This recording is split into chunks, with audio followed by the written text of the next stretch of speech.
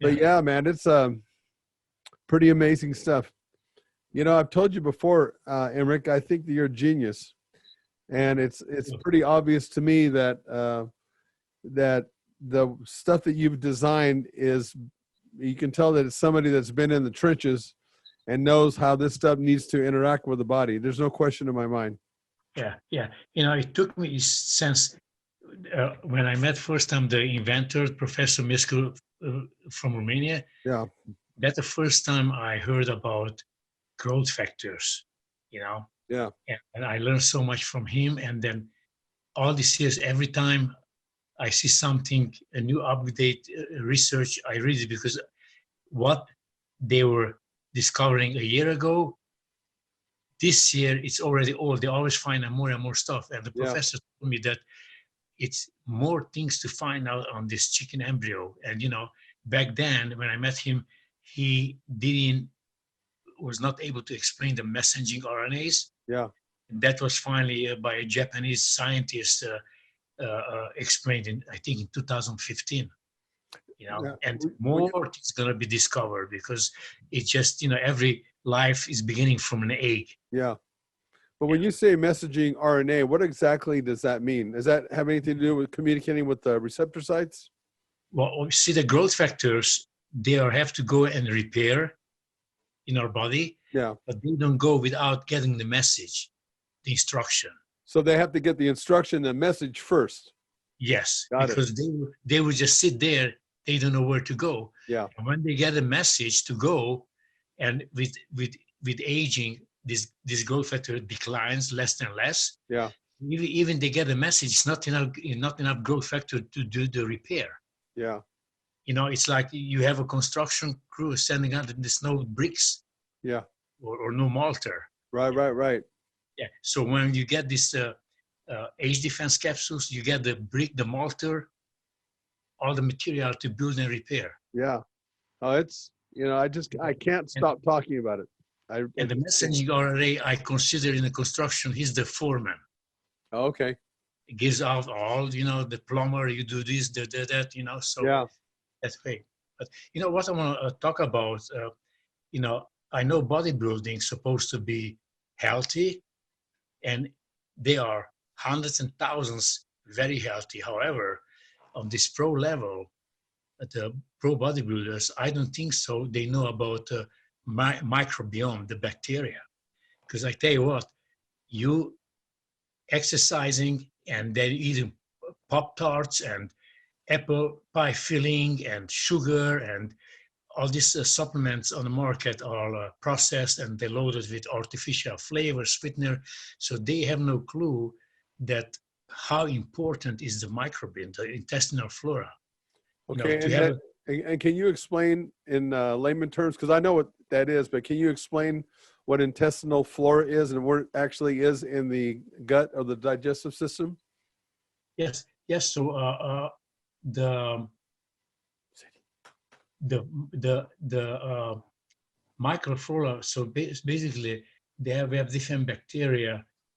They were tested bacteria on the stool and mouth saliva, and those are they are diverse bacteria. Diverse. They can do all kind of stuff. And they did the vaginal site, which showed only particular microbial communities. So it's so different. Mm-hmm. So the microflora, which is part of the human microbe. It's a virus, you know, for bacteria, virus, fungi, and other single-celled animals. It lives in our body, you know. Mm-hmm. So our body harbors between 10 trillion to 100 trillion microbial cells, and in the symbiotic relationship, mm-hmm. This benefits both the microbes and their hosts, as long as the body is in a healthy state. So right.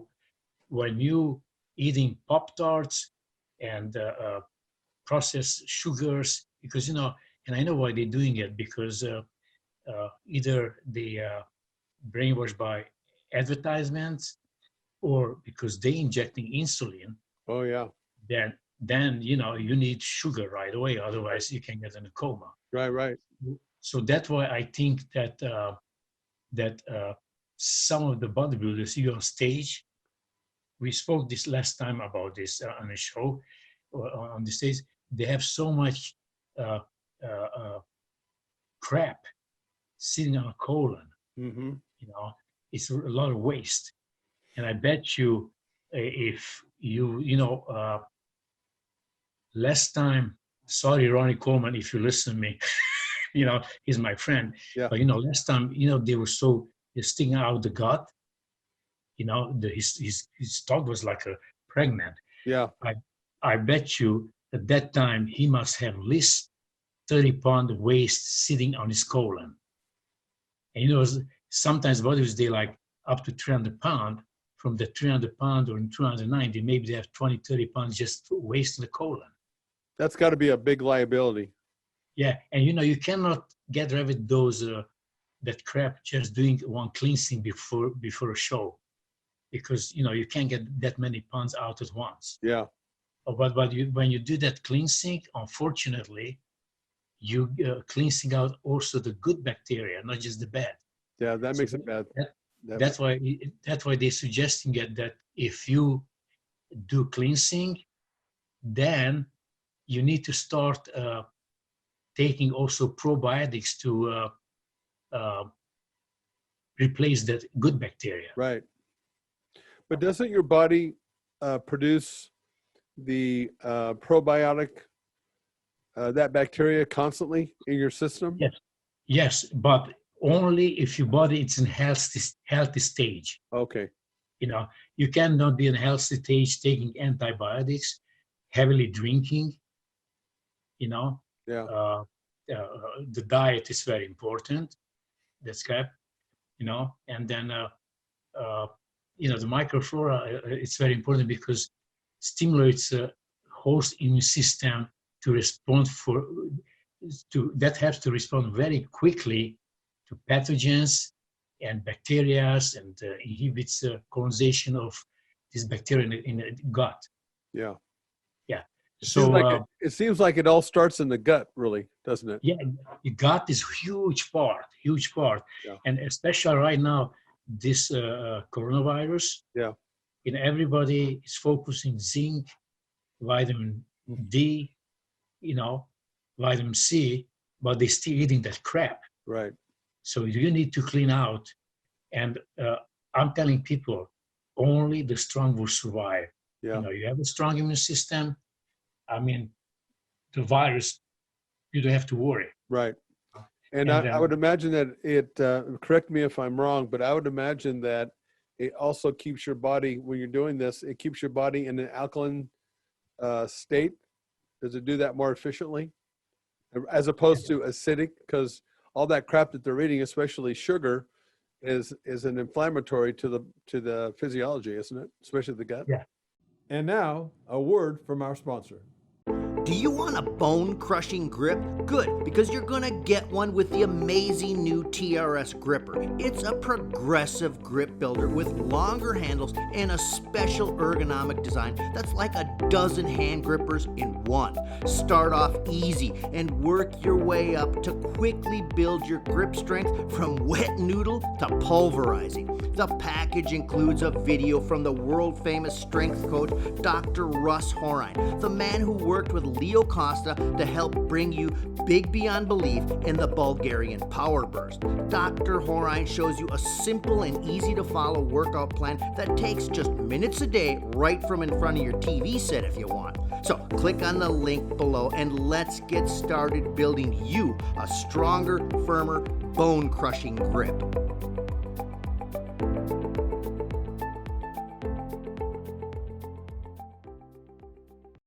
Yeah. So, going back to the gut microbiota, the other word, it's over 3 million genes, Mm-hmm. which makes about 150 times more genetically variation in the human body. Yeah. But each individual has a unique way. That's all, because how strict is diet, how healthy is his diet. Yeah.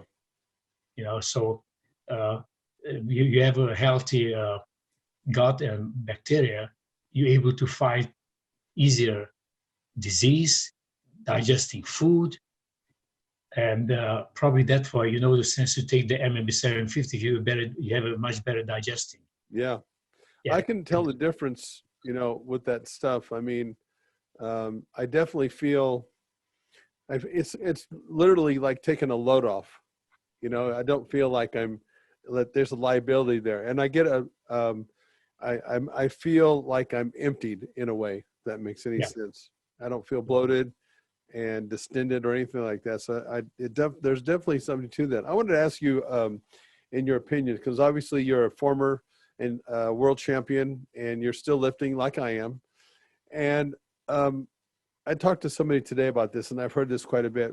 When it comes down to what is the most important element in a program, a training program, because I break it down into 3 components: weight training, cardiovascular conditioning, and then nutrition. So many people have claimed, and again, these are from all walks of life, nutritionists, even bodybuilders, they say that the most important element in those 3 components is nutrition. And I've always been of the opinion that of those 3 components, the most important element is actually training. I'm not saying that nutrition is off in the distance, but I don't now, again, correct me if I'm wrong. I'm not asking for a yes answer, but I can't see where nutrition would be like 80% of an overall program, because if you don't have proper training, what good is nutrition? Am I wrong on that? So I think the way I put them together, it has to be a perfect marriage. Yeah. Nutrition and exercise. Yeah. But of course, you can have the best nutrition in the world. You're not exercising.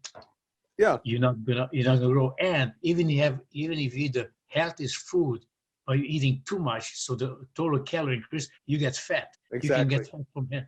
So without exercise, yes, it's going to be no muscle buildup. Yeah, that's kind of been my contention. And I always just said, I give it more of, I'd rather say that it's, as far as there's 33% across the board there with weight training, cardio, and nutrition. I see it more like that. And I think that's kind of what you're saying as far as having a balanced or a good marriage between the 3. Is that correct? Yes. Let's say you're not able to get in the exactly micronutrients you need, because when I grew up in Romania, we had no access to food like in the United States. Right. So, but I was working out and I was putting size without even having the necessary protein or carbohydrates, and I was still putting muscle on from the exercise. Yeah. I didn't put as much as would be with extra food, but I was putting muscle on. And I remember after workout, man, I was so hungry, I didn't know what to eat. So I find some empty glass jars. My grandmother was making for winter jams. Uh-huh. You know how they make jams. Yeah. My grandma used to do the same thing. So I find this glass, and they would dry on inside and side the glass was some dry little tiny jam. So I put water, and with the finger was dissolving. Yeah. I was drinking that because I was getting hypoglycemia. There was no calories. Right. When I was in Bulgaria, and this just opened my eyes. Like, we come from America, and everything is pretty plentiful here, And I was just a dumbass American over in Eastern Bloc country, but they actually told us that kind of what you're saying. They said we can't count on a protein supply year round. And so it's like, how do you get around that? And they said that what they used to do, they just adapted to that environment. And what they did is they just saw when they didn't have that protein, that was a protein starvation phase that they were in. But when they got protein, they just really, really loaded up on protein. And they found that was actually very beneficial, because the body, because it was starved, when it actually got the protein, it hung on to it even more efficiently, and it was able to take in more than we talk about it now that if you can take in what 25 or 35 grams at one time, but they found that when they were starved of protein, and when the body actually got that, they were actually able to simulate even more protein. Is that correct? Yeah, yes, correct. So our body has a self-defense. For example, if you restrain water, then first time you start drinking water, your body was retain more water because getting ready for the next starvation. Right. That happened with these bodybuilders when they cut out water. They don't drink Friday water, and after contest they start bloating up. Yeah. And that's very dangerous. Yeah. Same thing with the carbohydrate. You don't eat a couple of days carbohydrates, and then suddenly you have carbohydrates. So each gram of glycogen would retain more water than normal. Yeah. So Overcompensate. the way I find out on myself that if you restrict something for about 16 hours or above 16 hours, your body start to get an alarm. Wait a second, this guy doesn't give me enough water. Right. So I don't mind to go frequently to the bathroom.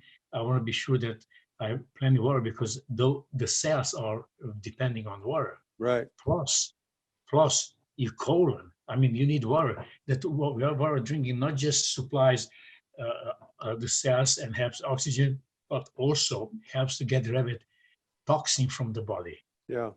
So then what I realized, all these bodybuilders, when they stop drinking water, they all end up on a daily contest with severe migraine. Right. Why I have this migraine? And I was telling them the reason of this migraine, you didn't drink water. The cells, they need water. So they starving. Where's water? So from the colon all has more moist, yeah.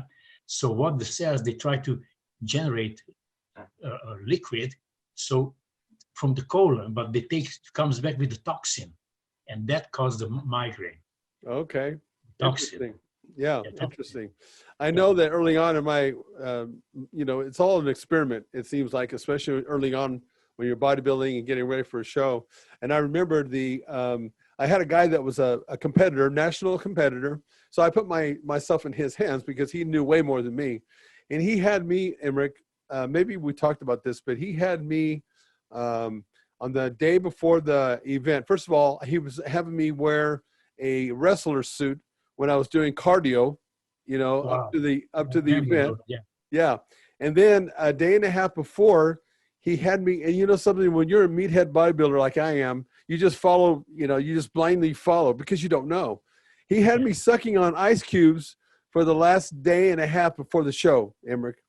And I got to tell you something. It was scary. I was so dry, and I'm not exaggerating, my eyelids were sticking. I had no fluid in my body. And what was even worse is I felt like shit. And when I got on stage, the minute I went to hit a pose, I couldn't contract my muscle. I started shaking like a leaf. I was literally just shaking like this on stage. Yeah, you lost all the sodium. Oh, awful. I never felt so bad at a show. Yeah, I had one. I used to go to, in St. Carlos, used to be a world gym. And one of the owners was getting a contest, and he was sitting on a bike with the plastic from his neck all the way down. And it was sweating, and he was drinking distilled water.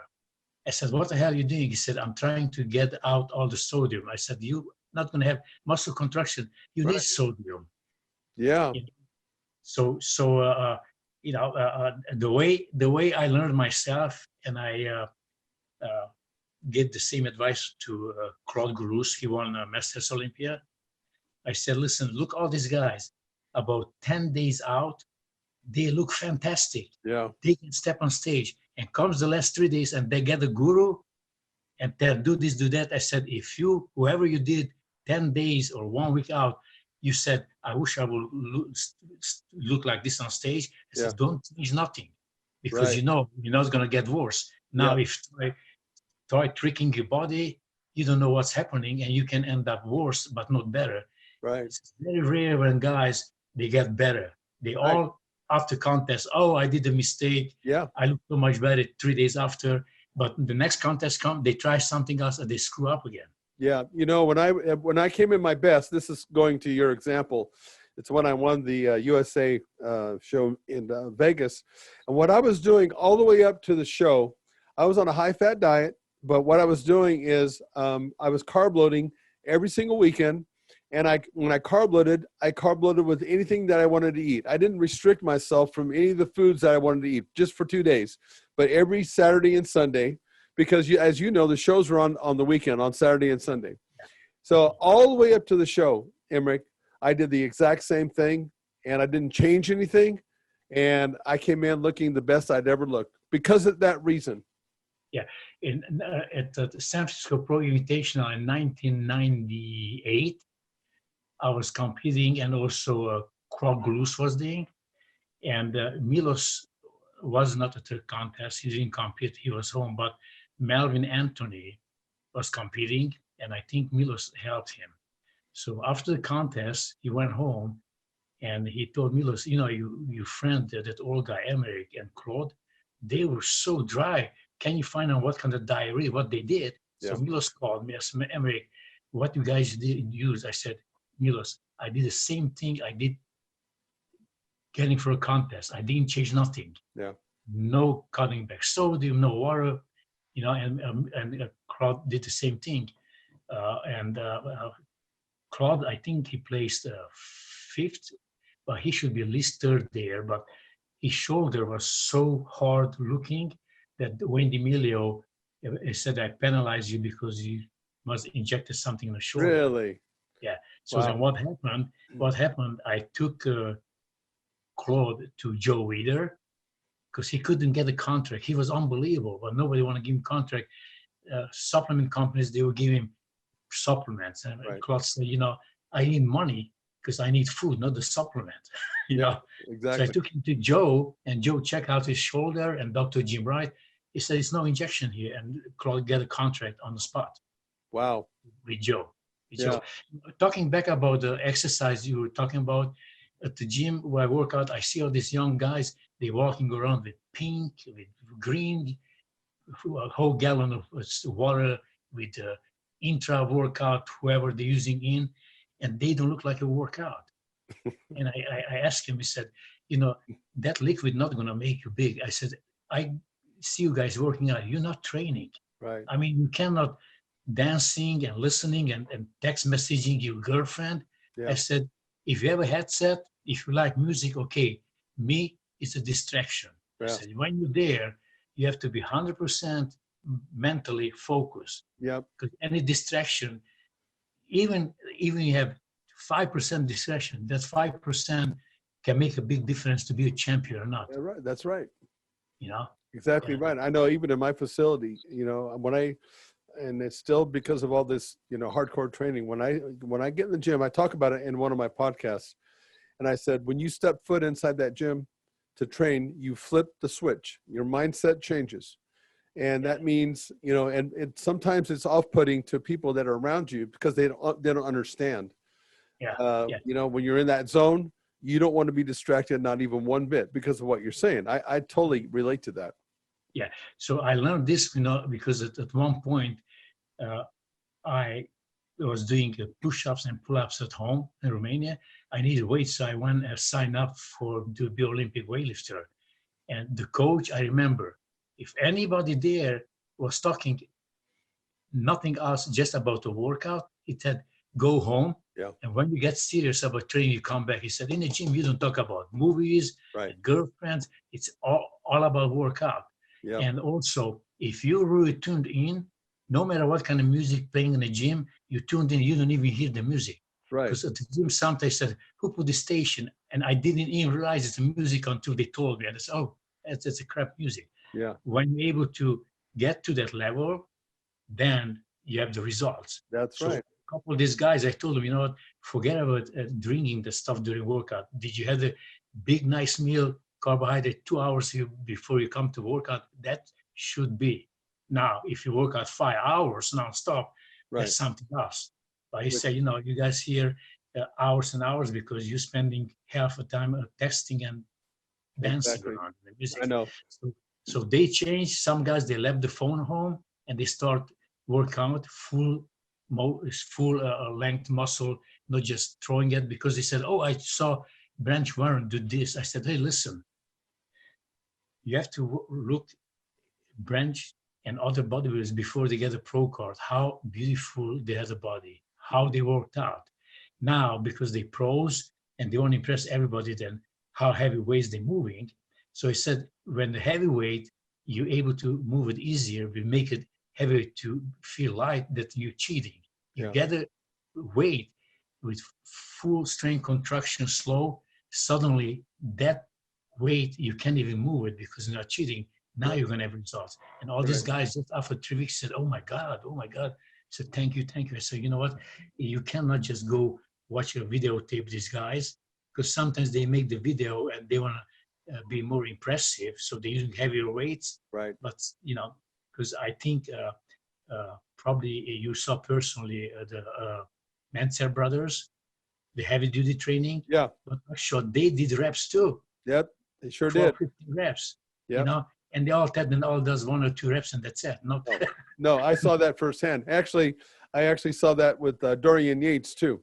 Because I would just go down there because, I'd read the magazines and I look at the photos and I'd see how much weight, I was an enthusiast that way. And I'm thinking, how the hell can these guys be lifting that much and that kind of stuff? And like you're saying, only lift 1 or 2 reps and be that big. Well, I went down there and I sat in Gold's Gym and I watched these guys, firsthand. I thought, oh, I see what's going on. They're doing that for the magazine to promote their heavy duty or their HIIT type of training, but their actual training was a lot more volume based. All right, let's take a quick break so I can tell you about our product.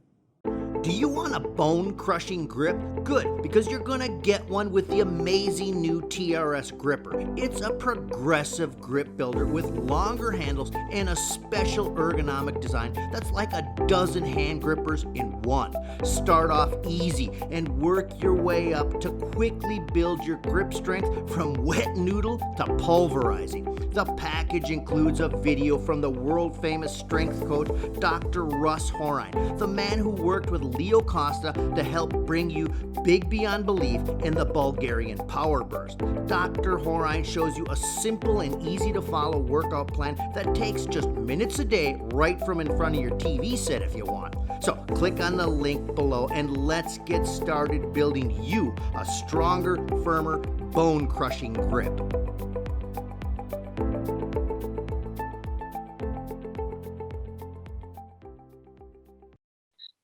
For me, the best word when I incorporate negative on my strength, I added extra weight just on a part where you're resisting. That the best results I had. Yeah. And now once in a while I'm able to incorporate. My son helps, and sometimes some other guys now. Looks like I'm gonna have a couple of guys they really want to train with me. When I was competing, I bought 2 guys a membership just to be there. I paid the membership. I said, you guys are coming here when I train and you stripping the weights from me. And after that, you can guys work out. That's serious I was. Yeah. That's really efficient. I mean, you don't want to waste energy on putting weights on, the barbell and stuff like that, or taking them off. Have somebody else do that. Yeah. On YouTube, I have a couple little clips on how I was training, and also I was really good about, because I analyze everything. So any body part I use, I did not copy other guys. I was switching the angles where I feel that it's hitting the target. Yeah. You can do bent over rolls, power with the floor, different angles. You adjust where hits you perfectly. Yes. You feel the most. One of the things I often say is it's really important to feel what you're training. It's not good enough just to do the rep. You got to feel every moment of that, every inch of that, right? Yeah, exactly. Yeah. Now, what I want to mention to you, it's been since Ronnie Coleman beat Flex Wheeler, you remember Mr. Olympia? Yeah. And, I know the truth because, I was really close with Joe, So, and I was doing business, the tribute stand I'm bringing in the blister packs to Joe.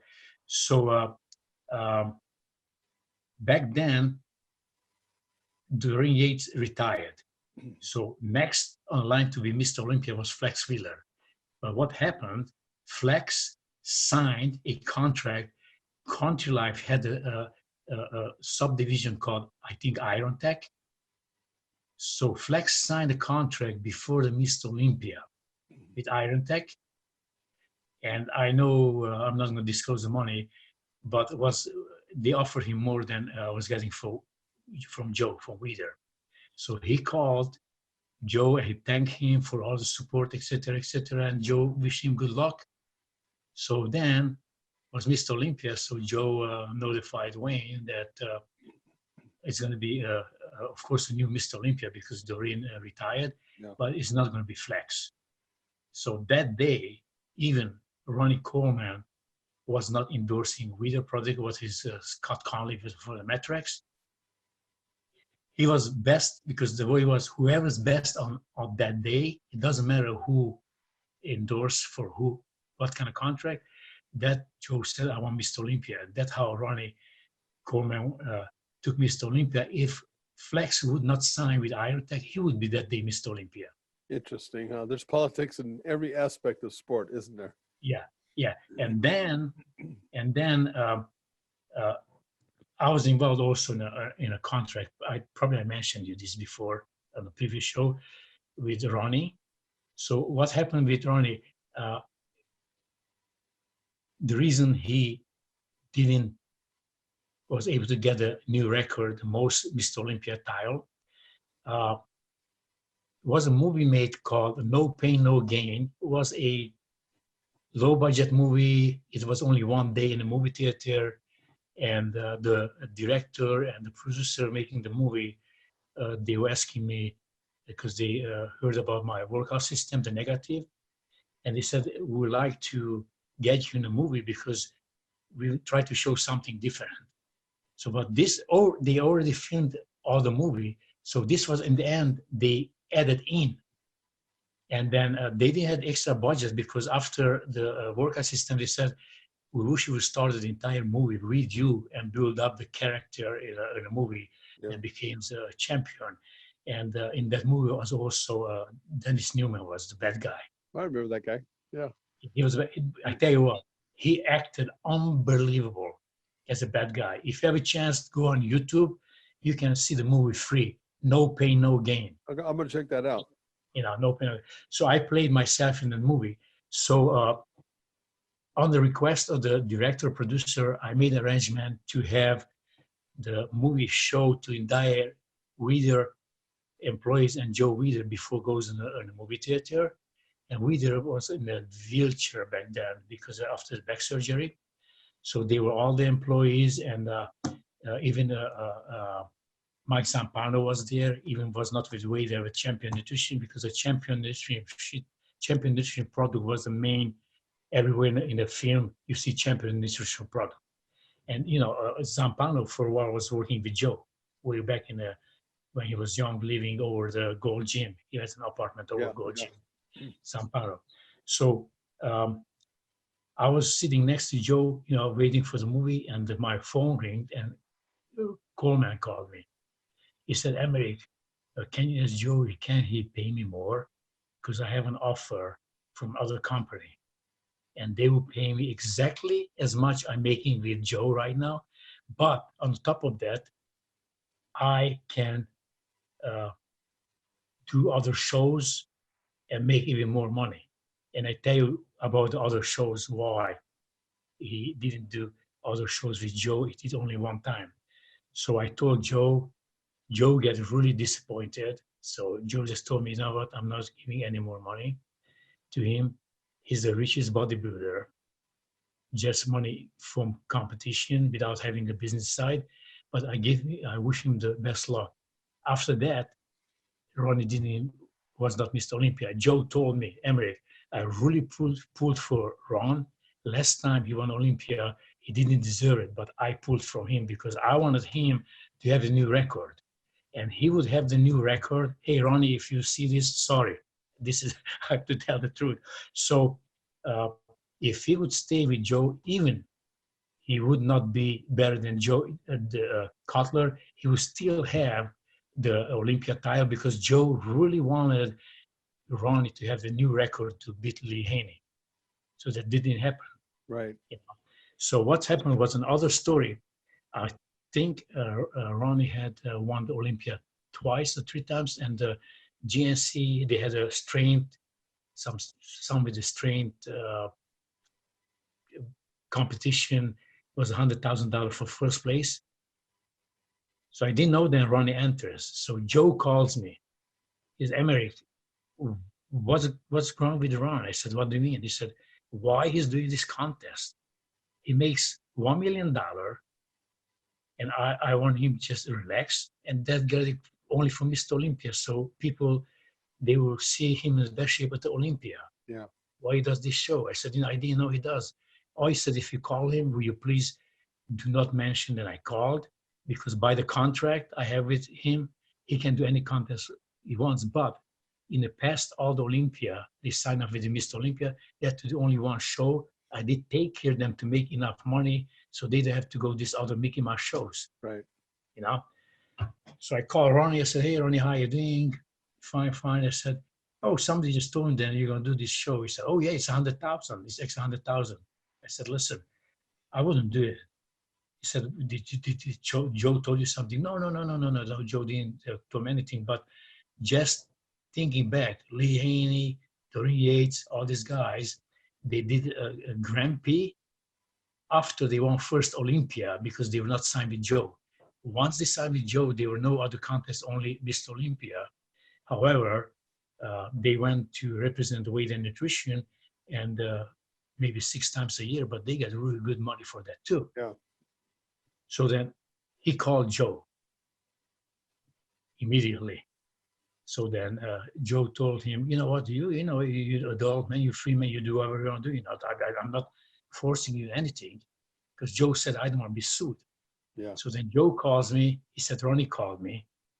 And then my phone was ringing, and Ronnie was calling me. So I picked him up.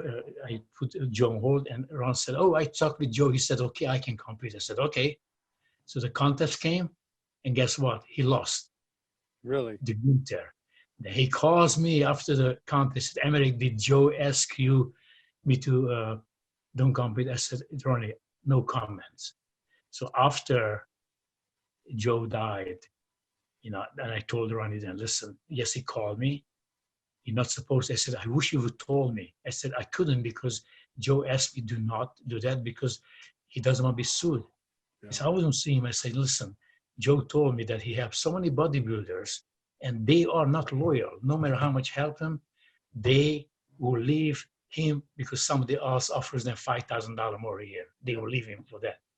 Because, they were guys loyal like Rich Gaspari, Lou Ferrigno. These guys, they were getting from Joe money, even they're not competing. If I recall correctly, Gaspari was getting like $30,000 a year for years and years after he didn't compete. Because he was loyal. When McMahon did the WWF bodybuilding version, the pro wrestler McMahon, and a lot of guys, they sign up with the WWF, the pro league there. Yeah. And they approached Gaspari, and Gaspari didn't go. And that showed Joe his loyalty, and that's why he was making money. Joe was businessman, but also you were loyal, he compensated you for the loyalty. He was not racist. He was a straight businessman. Yeah. And there's something to be said for that loyalty. I mean, Joe's fair enough to do something like that. I guess what happens? Greed getting away or what, Emeric? Yes. Yeah. So Joe was fantastic. I mean, a lot of people, he's homosexual. Because no, he really, the bodybuilding was on his blood. Yeah. He just loved bodybuilding, and he knows. I mean, a lot of guys, they came to his office, and he correct them how to pose. He knows all the little tricks, how you do double bicep, turn your head a little, the traps pops out more. So Joe was unbelievable. I was so close to him. I considered him as almost like my father figure. Yeah. You know, in I the had last, lunch. I had lunch with him one time because we had the stretch there where we were running 4 and 5 page full page ads with Joe. We were spending quite a bit of money with him, and I got to yeah. have lunch with him. He seemed to be a very nice guy. He had kind of a high voice, didn't he? Yes, Yeah, yeah, as I remember. But yeah. yeah, I found him to be a pretty nice guy. Yeah. First time I met Joe, I couldn't speak well English. I listened, I was understand few things, but I was not able to communicate. I was able to communicate if somebody walked around with me, he started to understand my accent, Yeah, and I could even show with my hand what I'm trying to say. right. So I was competing in Las Vegas, 1984 Mr. Universe. I was the first communist guy on stage, from Romania. I was Yeah. representing Romania. So we were in the elevator. I had a guy working out with me at Dennis National Health in Redwood City. So he was working out with me. He know how to communicate with me. So he came with me to the contest. So we're in the elevator with Joe and Ben. And Joe was telling to my friend who first Joe said, "Man, you speak so well English. I wouldn't even tell that you're Romanian." And the guy said, I'm not Romanian. I'm Emeric workout partner. I'm just helping him because he doesn't know how to speak well English, but because we're working out together, I understand his body language and his hand, and Right. we understand. Yeah. So and then Joe told him that if he needs help, I would help him with money. I can even help him to move to Santa Monica, Venice, and he really helped. But I really thanked him, and I said no. But the memory of Joe was unbelievable because many years later, before I started doing business with him, the Hungarian bodybuilding president was over with a female bodybuilder. She was unbelievable genetically, and they were hoping that maybe she may become Miss Olympia. So they were in the United States to visit Joe. But this time I was speaking English with an accent, but I was speaking English. So because I speak Hungarian and Romanian, and I know the Hungarian Bodybuilding Federation president. So they called me, Emeric, would mind to come to Joe Weider's office and help us translate and etc. I said, no problem. So one day we walked in. I couldn't believe it. Joe said, I remember you. You never called me for money. He said, you never called me. He said, you were the first guy. Didn't call me. If I would tell to anybody, a couple hours later, my phone rang. He said, I need this much money, that's my money. Yeah. Yeah. So then when the Tribistan business came, and he had what's his name? That Polish doctor, his scientist. He had his product developer and scientist was original from Poland, a Jewish scientist. Mhm. So anyway, I forgot his name, but he knows all about Tribistan. So he called me and he said, would you mind to come to Salt Lake City, because we know then you are importing the Tribistan, you have a contract with Sopharma. I said, no problem. So went there, and he was asking me, he said, how you can do business with these Bulgarians? Because I'm from Poland. He said, because instead lowering the price, because your quantity, they're not lowering the price. They have that communist thinking, Yeah. Don't lower price, we just make more money. Yeah. So I told them that I will be able to import larger quantities, and they said they would like to have them on blister packs, and Joe gonna put them in 3 different package. And then in the meantime, Joe asked me to go to his office because he needed me to give him a list with all the pro bodybuilders they in Tribistan, and that's how we became sort of closer. Yeah. Now, when Sopharma was purchased by a private group of people. They revoked my contract, and they sent a letter to Joe that you cannot sell anymore of the TV stand. So Joe called me. He said, Emeric, what are you doing to me? I said, Joe, it's not me. I'm not from Bulgaria. Yeah. You know, it's the news for me too. He said, so now I'm going to lose all this money because I can't send them to GNCs. I cannot sell to Walgreens. And, you know, he was selling his product everywhere. Right. I said, Joe, don't worry. I'm going to buy it back from you. He said, you do that? I said, yeah, because I don't want to screw up my relationship with you. Yeah. You know, the relationship and friendship to me is more important than money. Right. He said, listen, Emeric, this is second time you showing me what kind of person you are. First time you didn't call for money. Now you're buying it back because you don't want me to lose money. He said, let me do this for you. You have to pay me only $1 per box because I cannot give it back free. I have to show something. Yeah. To me, this is nothing. It's just tax write-off. Right. You know, and then after that, he said, here's my home phone number, my home address. You're welcome anytime to visit me. You know?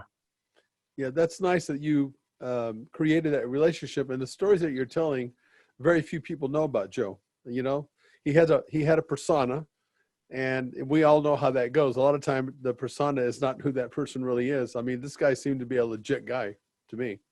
He was all business. Yeah. He didn't care what color you are.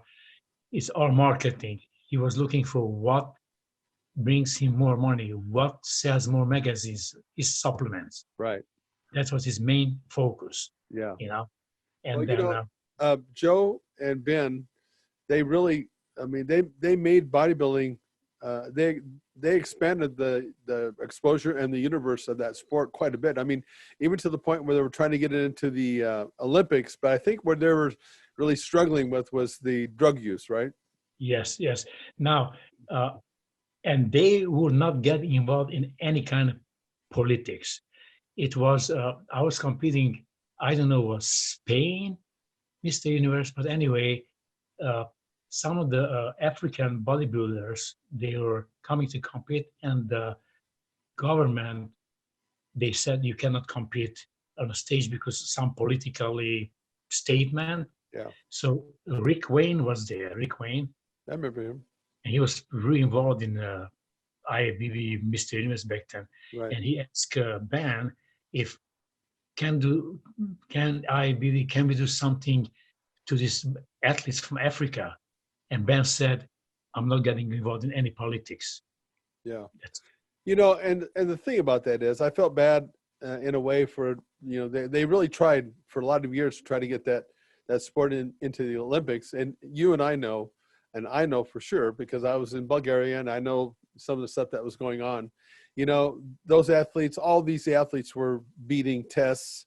They were doing some weird things to compete in the Olympics. So they weren't really any better than Joe trying to get bodybuilding into the Olympics either. You know, it was just unfortunate. It was a bad rap on the sport a little bit.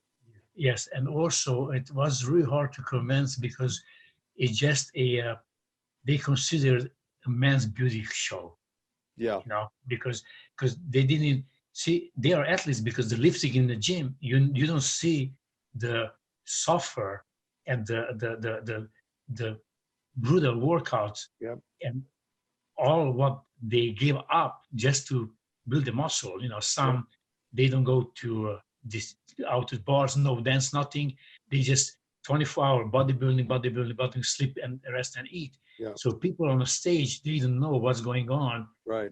In the gyms, they don't know. They think, you know, these guys, they blew up some, who knows with what, the muscles. Yeah. So if they would have something in the bodybuilding, like something where you do something, either a triple salt or Right. some To gymnastic show stuff. they were athletic. Yes, something like that would be Right. different, but because just flexing, that's why Right. it never happened. Yeah, I get that too. And I tell you something, I've always said that the mark of a good program, the mark of an athlete who stays relative in the industry, like Robbie has, is somebody that has been a student of the game and has figured out a way to stay relevant. And on top of that, like you said, he's got a health condition that's a major obstacle and that makes his accomplishments even more significant. And I know you had something to do with that. So let's have him come on and let's do this again, okay? Okay, Leo. Okay. Nice talking to you, Emeric. And I'm waiting for that beautiful protein that's coming in along with the Age Defense. Okay, that sounds good. All right, Emeric. Okay. Take care. Bye-bye. Bye. Ciao. You too. Ciao. Thanks for listening to the Serious Growth Podcast. For more episodes like the one you just listened to, subscribe to us on your mobile podcast app and leave us a review. If you'd like to reach out, you can find us online at seriousgrowth.com. Until next time, train smart and train hard.